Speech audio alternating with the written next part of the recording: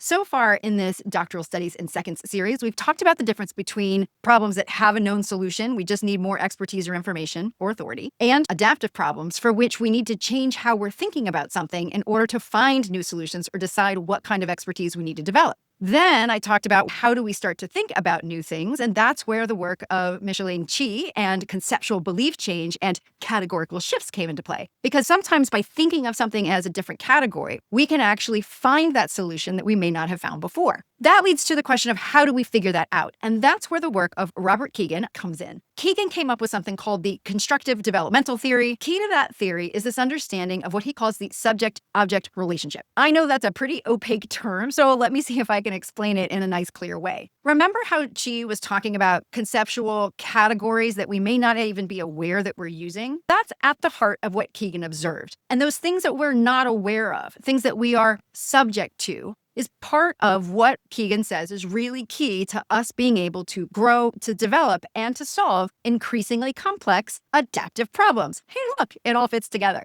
With his subject-object split, there are things that we are subject to, assumptions that we don't even know we're operating under, which can include things like cultural norms, things that we consider just to be the way things are. But Kegan observes that when we can step back from that, we suddenly turn them into an object we can examine. And this is key to being able to identify issues with those assumptions, being able to switch in different assumptions that may be more useful, and fundamentally to being able to think differently about any change that we might be trying to implement. One of the things that I noticed about Kegan's constructive developmental theory and these big assumptions that he says create an immunity to change, cognitive behavioral therapy also wants to bring forward so that we can look at and make sense of them. This connection, I think, is really powerful because the ability to externalize something, the ability to take something that's within us and take it outside of us, to make the implicit explicit, means that we now have the opportunity to examine it, interpret it, reinterpret it, or change it. And when it's one of those assumptions that's causing downstream problems or keeping us from figuring out how to solve a problem, then it's really key if we're trying to figure out